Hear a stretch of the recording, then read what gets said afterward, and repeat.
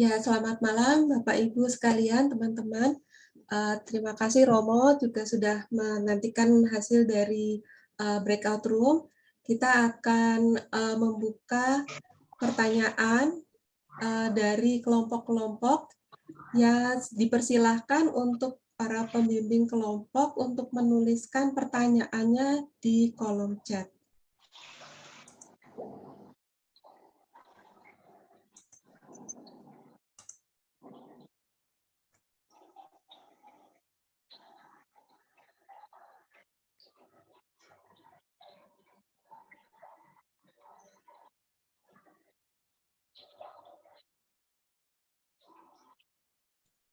Mungkin untuk menghemat waktu, kita mulai saja dengan saya meminta salah satu ketua kelompok untuk membacakan pertanyaan dari kelompoknya. Saya minta kelompok 3 untuk tolong dibacakan.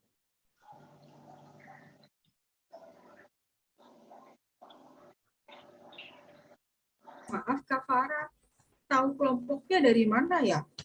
Kelompok 3 berarti saya ya. Betul, ya. Baik, ini dari kelompok 3 itu pertanyaan yang dirumuskan agak sulit. Tapi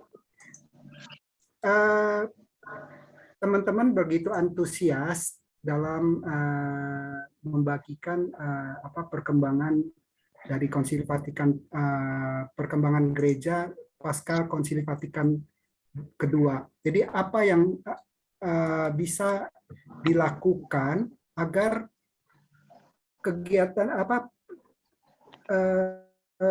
antusias umat pasca Konsili Vatikan II itu bisa terus bergulir dan berjalan seperti sekarang, di mana umat berantusias untuk melaksanakan porsi-porsi mereka begitu.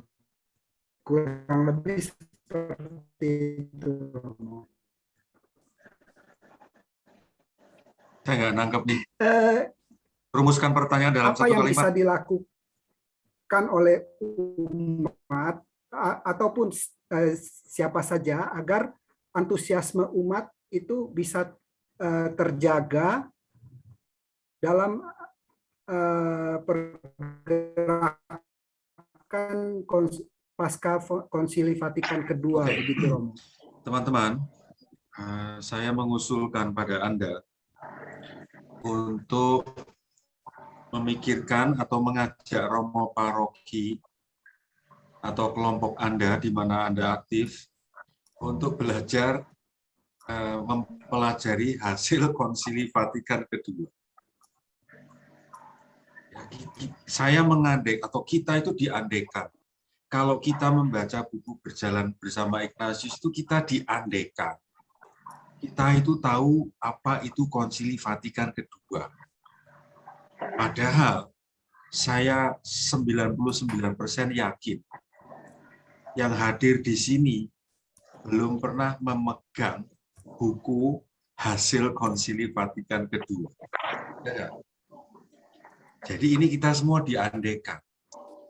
Karena itu saya usul kelompok ini atau pribadi atau lewat gerak paroki ngomong ke romo paroki, Romo, kami diajari dong Konsili Vatikan kedua itu apa, hasilnya seperti apa, dan sekarang kondisinya seperti apa.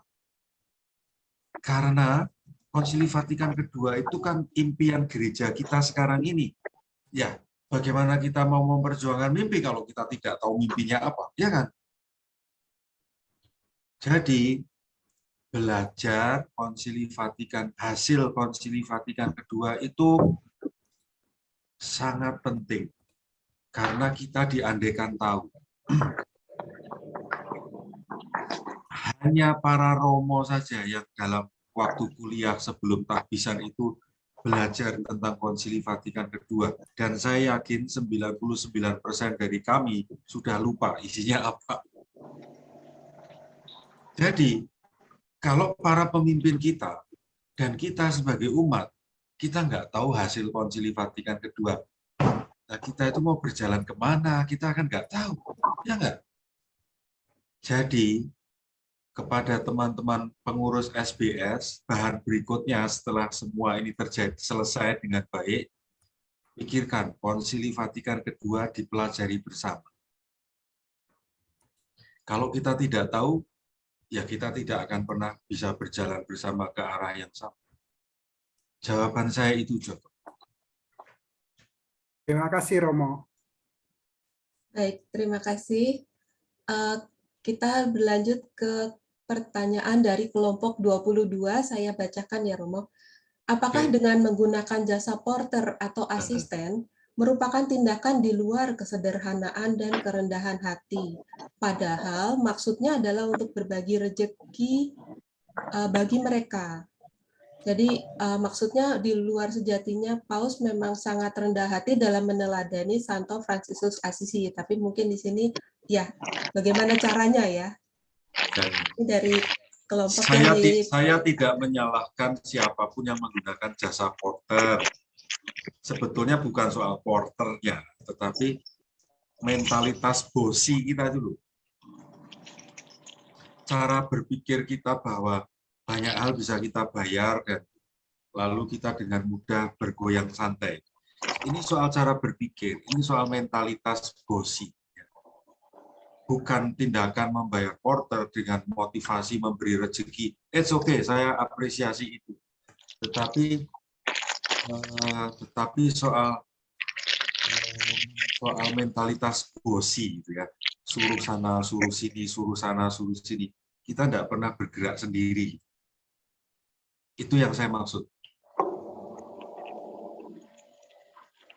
Ya baik, terima kasih Kak Agnes juga sudah mengangguk-angguk, berarti sudah menjawab pertanyaan.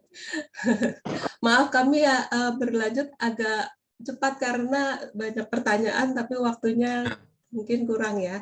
Nah ini ada 3 pertanyaan yang saya rangkum jadi satu karena kemungkinan ini berhubungan. Jadi dari kelompok 21 pertanyaannya adalah survei sindrom anak yang hilang dilakukan di mana? Kemudian kelompok 26 sebenarnya ini. Bagaimana sikap kita untuk menghadapi anak sulung?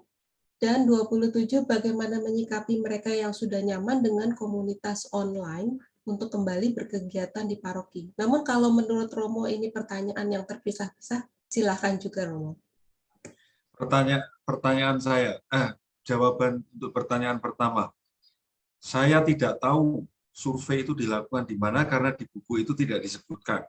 Ya, jelas. 2, bagaimana menghadapi anak sulung. Saya menekankan anak sulung perlu diapresiasi.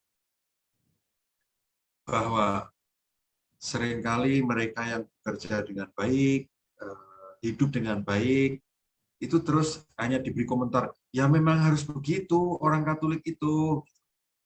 Menurut saya tidak cukup. Bahwa siapapun yang bekerja dengan baik, ya pantas diapresiasi. Dengan apresiasi yang proper, ya, yang pantas. Yang kedua tentang anak sulung itu memang perlu diajak untuk lebih membuka wawasan bahwa ya dan ketika kembali bagaimanapun juga dia anggota keluarga. Yang tadi tidak saya sebutkan meskipun dalam bahan presentasi saya ada adalah kecenderungan anak sulung sebagai pemilik eksklusif rumah. Saya ulangi. Kecenderungan si sulung yang harus diantisipasi adalah karena saya sudah melakukan tugas dengan baik, saya setia, saya taat, saya loyal gitu, lalu merasa saya itu pemilik rumah ini eksklusif. Ini yang dikritisi tentang sikap si sulung. Tidak bisa. Saya anggota gereja yang eksklusif. Tidak bisa. Gereja itu ruang terbuka untuk siapapun yang mau bertobat. Maka untuk anak sulung minimal ada 2 hal ya. Yang satu, kesetiaannya diapresiasi, dipestakan. Yang kedua, kecenderungan merasa menjadi pemilik eksklusif rumah Bapak, ini yang harus diantisipasi. Pertanyaan ketiga saya lupa, Farah. Pertanyaan ketiga mungkin bisa dibacakan oleh Ibu Ibat dari kelompok Selamat malam 27. Romo, dari Ya, kelompok selamat 27. Pertanyaannya tadi bagaimana menyikapi mereka yang sudah nyaman dengan komunitas online selama pandemi ini untuk kembali nanti berkegiatan lagi di paroki. Oke, saya ikut prinsip yang sudah dipakai oleh banyak orang, banyak sekolah, banyak tempat kerja ya. Hibrid campuran gitu ya.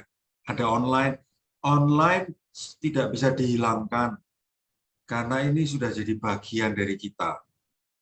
Tetapi online saja nggak cukup. Perlu ada offline sejauh aman.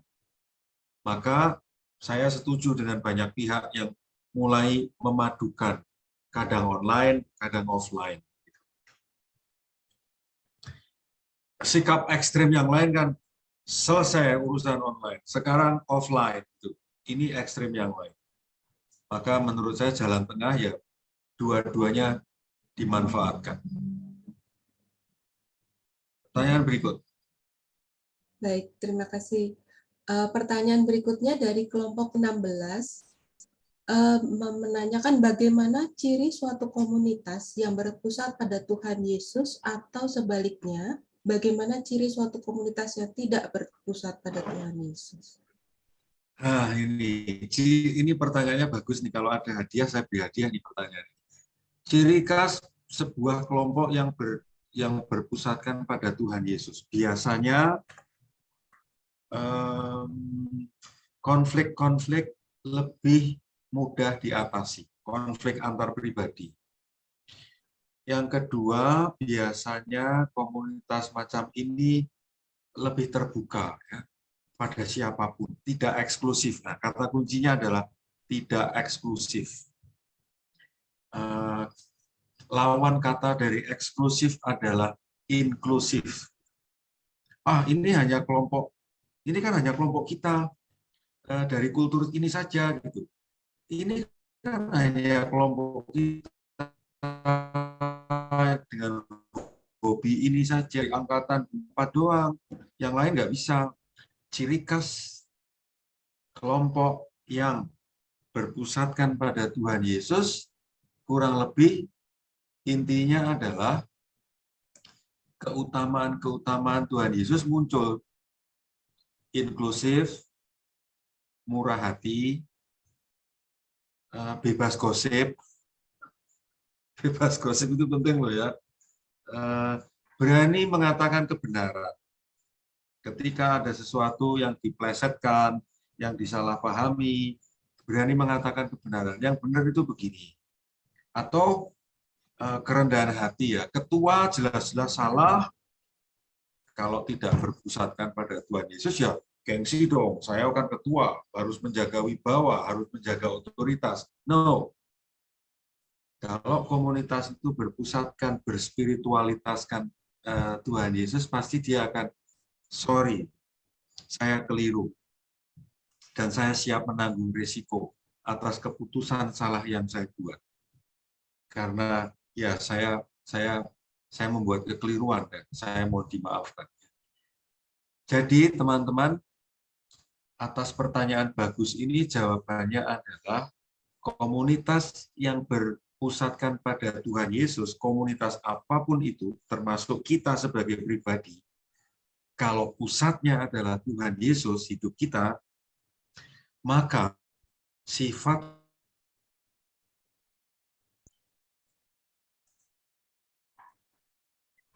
dan sebaliknya dari kita, dari sebuah kelompok muncul nuansa-nuansanya adalah kebalikan paman karakter Tuhan, itu berarti kelompok itu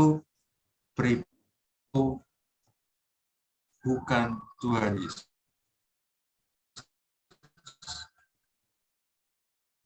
Bisa jadi ya, atau sebuah komomo atau suster. Jadi status tidak menjamin. Jawaban saya agak keras ini. Semoga menjawab pertanyaan. Lanjut, Farah. Baik, terima kasih. Ini ada pertanyaan dari kelompok 5. Dalam Konsili Vatikan kedua dinyatakan bahwa di luar gereja Katolik juga ada keselamatan. Apakah hal ini tidak membuat pandangan bahwa pembaptisan itu tidak penting lagi? Pembaptisan tetap penting. Dan gereja melihat jalan-jalan lain itu juga penting dan membawa kepada keselamatan. Saya perjelas dengan sabda Tuhan Yesus sendiri ya. Tuhan Yesus dia ditulis di Injil mana, ayat berapa saya lupa, tetapi kurang lebih Tuhan Yesus mengatakan, jauh orang itu tidak melawan kita, sejauh sebuah kelompok memperjuangkan kebaikan, berarti dia berjuang di jalur yang sama dengan kita. Sejauh sebuah agama, kepercayaan, dan kebaikan menuju kepada Tuhan, memperjuangkan kebaikan banyak orang, itu adalah jalan keselamatan. Kurang lebih kalau saya bahasakan dengan lebih sederhana seperti itu.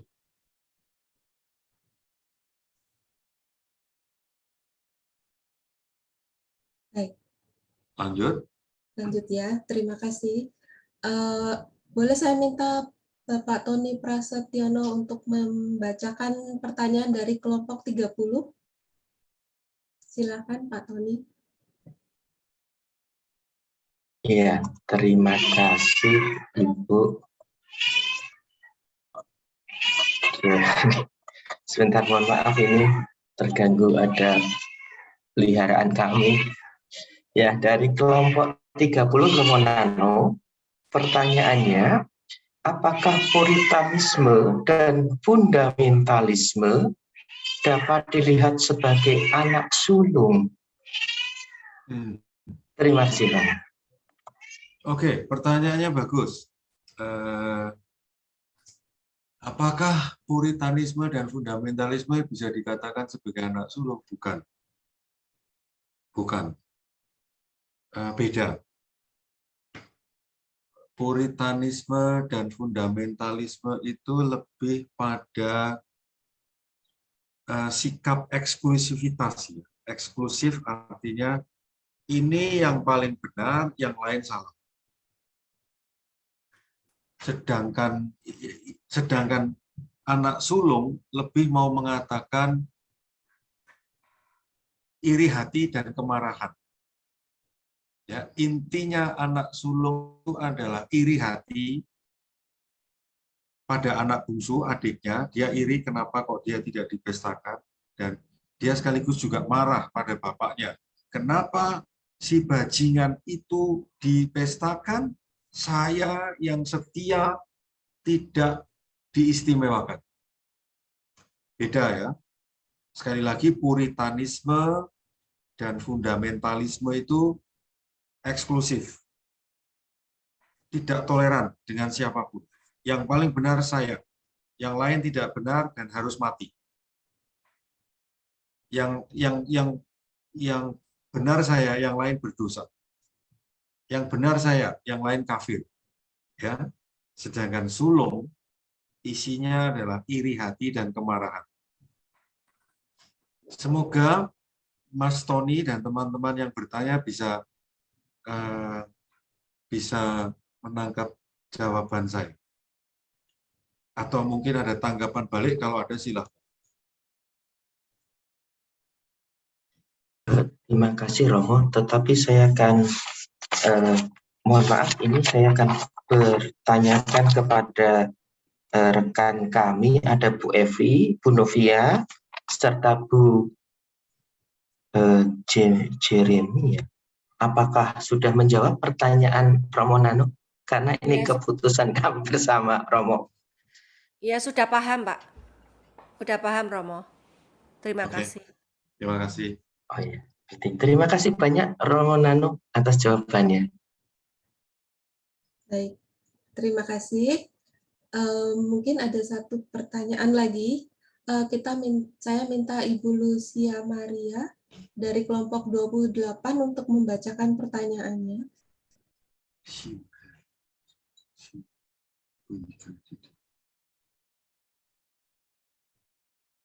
Masih mute, Kak.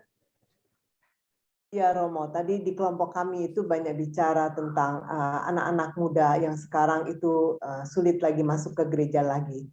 Dan di gereja sendiri pada saat sekarang ini juga tidak ada lagi tempat-tempat untuk bagaimana mereka tidak lagi punya wadah untuk anak-anak muda itu berkegiatan. Jadi sekarang ini bagaimana gereja bisa menjawab ya tantangan yang memang jelas-jelas terlihat sekarang ini untuk orang muda seperti itu.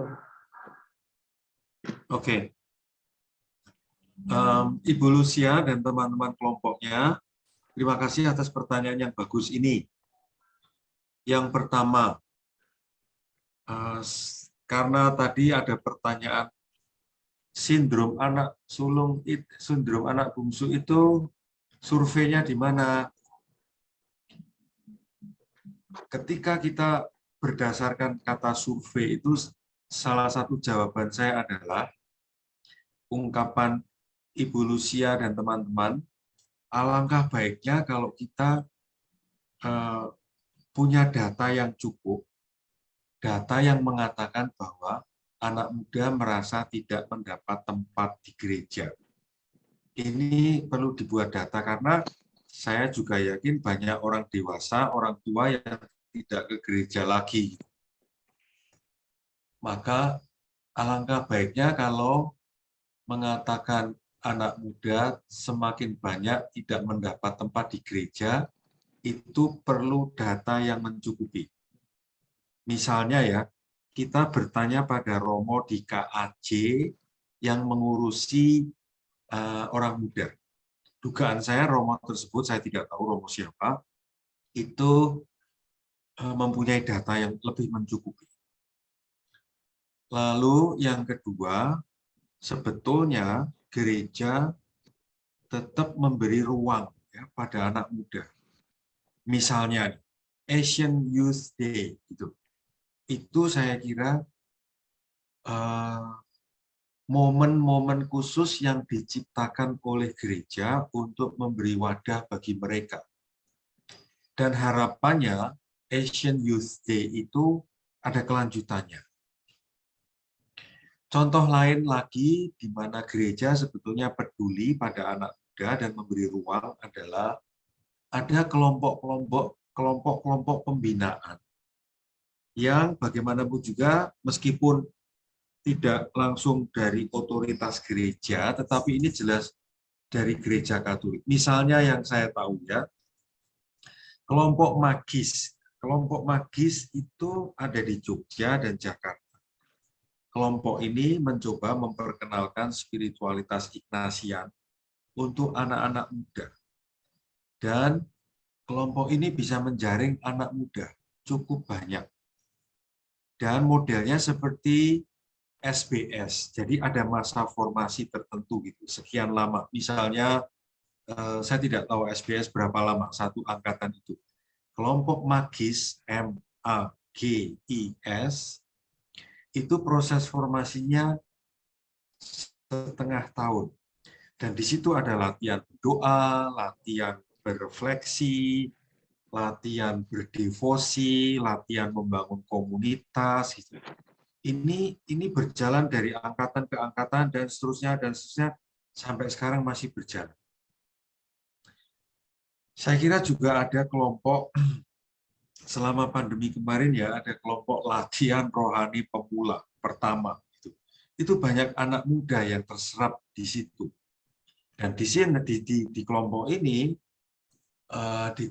ini anak-anak muda diajari berefleksi, berdoa, sharing pengalaman doa. Contoh terakhir yang mau saya katakan adalah Serikat Yesus itu melalui pimpinan tertinggi memberi instruksi kepada seluruh anggota Serikat Yesus untuk memperhatikan 4 hal. Salah satu dari 4 hal itu, Serikat Yesus diperintahkan oleh pimpinan tertinggi untuk memperhatikan anak muda. Maka Serikat Yesus melalui lembaga-lembaga yang ada, entah itu polese, entah itu paroki, entah itu universitas, entah itu gereja manapun, harus memberi perhatian pada anak-anak muda. Contoh-contoh ini mau mengatakan sebetulnya dari gereja sendiri itu sudah ada kesadaran untuk memberi perhatian pada anak muda. Ada unsur itu ya. Nah, poin terakhir yang mau saya katakan adalah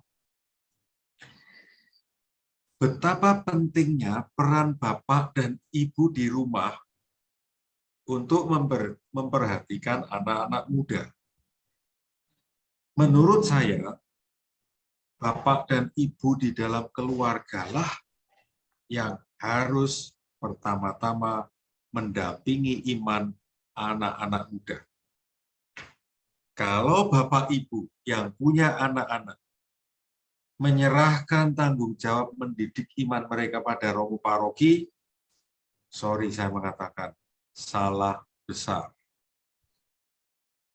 Kalau bapak dan ibu yang mempunyai atau diberi anak-anak oleh Tuhan yang Maha Kuasa, Anda menyerahkan pendidikan iman pada sekolah-sekolah Katolik, sorry mengatakan, salah besar. Gereja yang pertama adalah keluarga. Kalau bapak dan ibu bisa mendidik anak-anak beriman Katolik dengan benar dan baik, dan itu berarti menuntut teladan hidup bapak ibu sendiri, saya yakin mereka tidak kesulitan mencari kelompok untuk aktif sebagai orang muda Katolik. Maka saya kembalikan kepada persepsi yang sudah kita ketahui dan kita setujui pertama, yang kita sudah setujui sejak dahulu kala. Gereja perdana adalah keluarga. Harta yang paling berguna bukan hanya keluarga, gereja yang paling penting adalah keluarga. Saya kira kuncinya di situ. Pertanyaan Bu Lucia saya jawab justru kembali ke gereja perdana. Terima kasih atas pertanyaannya Bu Lucia dan teman-teman dalam kelompok. Terima kasih Romo. Baik, terima kasih. Mungkin juga karena keterbatasan waktu, maka saya mau minta kepada Romo Nano untuk membuat closing statement-nya. Apakah ada beberapa pesan akhir yang bisa menjadi bahan renungan sebagai peserta selama 1 bulan ke depan? Baik, teman-teman, pertama-tama saya mau mengapresiasi, saya terkesan dengan semangat Anda semua untuk belajar terus-menerus ya. Ini istimewa. Saya mengapresiasi semangat Anda. Yang kedua, saya terus mengapresiasi SBS, teman-teman SBS yang selalu bisa memfasilitasi banyak orang untuk belajar sesuatu, mendalami lagi. Closing statement saya adalah dalam bahasa Latin yang kalau saya tidak salah dipakai oleh Monsignor Leo Sukoto. Beliau mengatakan Scio Qui Credidi. Scio itu S-C-I-O. Qui itu Q-U-I. Credidi itu Credidi tulisannya. Artinya, Scio itu I know, saya tahu. Saya tahu kepada siapa saya percaya. Credidi itu akar katanya sama dengan credo, aku percaya. Sio qui credidi berarti saya tahu, saya percaya kepada siapa. Dan yang dimaksud dengan Monsignor Leo Supoto adalah Tuhan Yesus Kristus. Maka saya mau mengatakan kepada teman-teman sekalian, kenalilah Tuhan Yesus. Bacalah Injil, semua Injil. Pahami siapa Tuhan Yesus.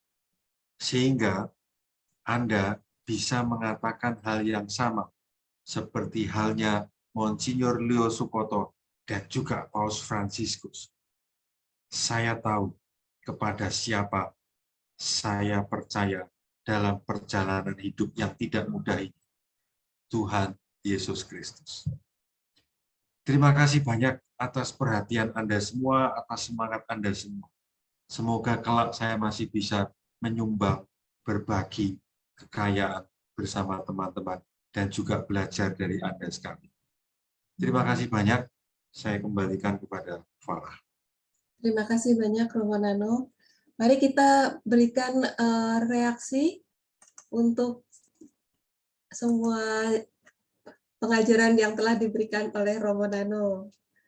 Kemudian saya juga ingin mengingatkan teman-teman yang merasa pertanyaannya masih belum terjawab, nanti silahkan menuliskannya di WhatsApp group. Dan pertanyaan-pertanyaan di sini yang belum sempat kita jawab juga akan kita teruskan kepada Romo untuk diberi jawabannya. Nah, berikutnya saya serahkan kembali ke Kak Joto. Baik, terima kasih. Sekali lagi saya kasih apresiasi yang luar biasa kepada Romo Nano. Kita kasih aplaus lagi. Terima kasih Romo Nano. Terima kasih Kak Farah. Tadi saya sempat lihat ada Romo Hari. Apakah Romo Hari masih ada?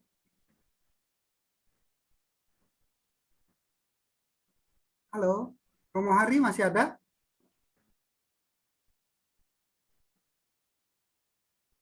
Udah nggak ada, Kak. Oh, udah nggak ada. Oh, iya. Tadi saya lihat ada Romo Hari. Romo Hari itu adalah Romo moderator dari SBS. Baik, sebelum kita lanjut, kita foto bersama dulu. Karena biasanya sesudah hampir akhir, udah pada keluar. Sekarang silakan Kak Popi atau Kak Siska untuk foto dulu.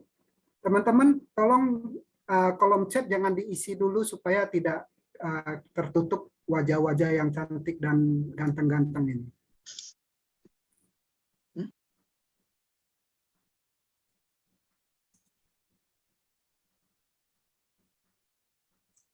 Mungkin saya bantu ya Kak Cika. Baik, silahkan kakak-kakak kita buka video. Saya mulai dengan halaman pertama. 1, 2, 3. Ya. Baik, selanjutnya halaman kedua. Di sini ada 5 halaman. Ya, halaman kedua 1, 2, 3. Halaman ketiga. Baik. 1, 2, 3. Halaman keempat. Oke, 1, 2, 3. Dan halaman terakhir sekarang. 1, 2, 3. Baik, terima kasih. Silakan Kak Joto. Baik, terima kasih Kak Farah sudah memfoto kita semua. Baik, kita akan maju lagi ke acara yang ditunggu-tunggu. Kita ada kuis untuk malam ini. Kuis ini mohon maaf dengan segala kerendahan hati tidak berlaku untuk panitia, tim inti SBS, termasuk juga peserta bulan lalu yang sudah memenangkan hadiah. Jadi kuis ini hadiahnya adalah voucher SBS senilai 100.000 voucher ini tidak bisa diuangkan, tapi bisa dipakai untuk menggantikan kontribusi untuk kegiatan-kegiatan SBS di kemudian hari. Terus ditambah 1 buku dari Romo Sardi, yaitu ini, Spiritu Corde Practice. Baik, mekanismenya nanti jawaban yang benar silakan ditulis di dalam kolom chat. Nanti jawaban yang benar dan pertama kali muncul di layarnya Kak Farah itu yang akan menjadi pemenang dari kuis malam hari ini. Baik, silakan teman-teman semua siap-siap ya. Pertanyaan kuis adalah, gambaran gereja seperti apa yang disukai oleh Santo Paulus dan Santo Ignatius?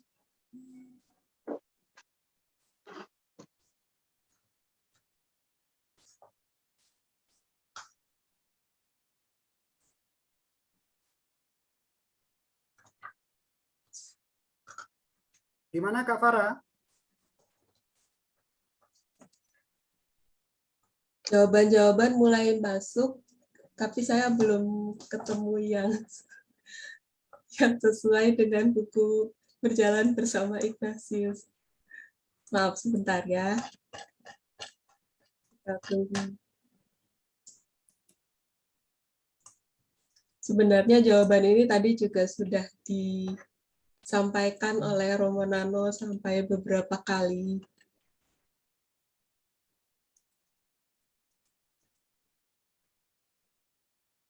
Tidak muncul itu. Kalau menurut Romo yang mana Romo? Tubuh manusia kan? Kalau dari buku Berjalan Bersama Ignatius sih jawabannya gereja sebagai tubuh yang membutuhkan semua anggotanya. Namun mungkin kalau dirangkum menjadi satu perkataan mungkin persekutuan umat ya Romo. Setuju nggak? Salah? Atau? Farah aja yang menentukan. Wah, maaf, ini ternyata pertanyaan sangat dilematis. Boleh menjawab, Romo? Hah? Menurut Kak Coto, bagaimana Kak Coto? Kalau saya lihat tubuh itu sudah menyangkut, cuman memang sebenarnya kami mengharapkan tubuh yang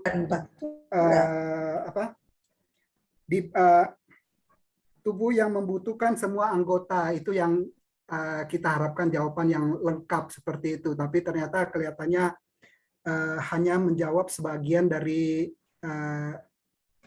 jawaban yang kami harapkan begitu. Kalau begitu, yang pertama kali menulis tubuh itu adalah Kak Aditya dari B5. Kak Aditya ya? Iya. Oke, Kak Romo juga kelihatannya setuju. Kak Farah setuju juga? Setuju. Oke, baik kalau gitu kita kasih kepada Kak Aditya ya. Ya. Mohon nanti Kak Aditya bisa menghubungi ke panitia supaya dicatat nama dan alamatnya, supaya bisa kami kirimkan buku yang sangat bagus, walaupun tipis, tapi isinya sangat bagus sekali. Baik, sekali lagi kita ucapkan banyak terima kasih atas inspirasi yang begitu luar biasa dari Romo Nano yang telah mendampingi kita sampai malam hari ini. Kita akan ketemu lagi bulan depan yang akan dipandu oleh Romo Beni. Kemudian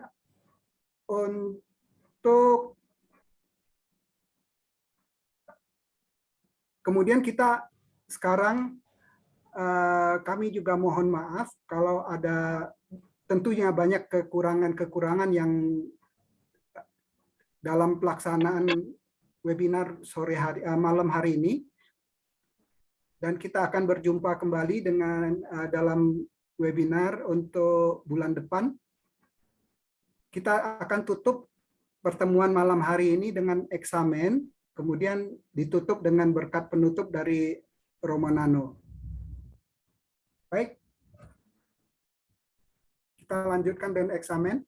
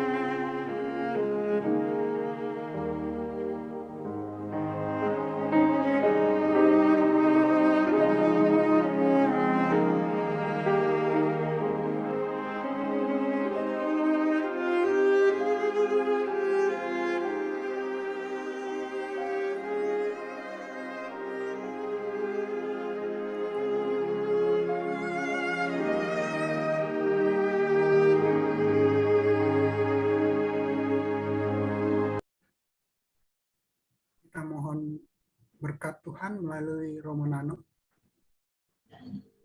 Saudara-saudariku yang terkasih, Anda sekalian dan keluarga Anda senantiasa dibimbing, diberkati, dilindungi Allah yang Maha Kuasa dalam nama Bapa dan Putra dan Roh Kudus. Amin. Terima kasih panitia, terima kasih teman-teman yang bersemangat untuk belajar. Sampai ketemu lagi. Terima kasih, kasih Romo. Romo. kasih Romo. Terima kasih Romo. Semuanya terima kasih. Kak Farah, Teman panitia. Joko, kakak semua. Terima kasih. Mohon izin ya. Terima kasih Kak Farah. Terima kasih Kak Joto. Terima kasih. Terima kasih Kak Joto. Ya. Terima kasih. Selamat malam, kasih. selamat istirahat. Terima kasih Popi. Romo, Selamat Terima istirahat. kasih Cika. kasih Romo Nano. Fasilitator dulu Terima penting. kasih. Tanpa Popi dan Cika kita nggak masuk kelompok ini. Suster, terima kasih Suster.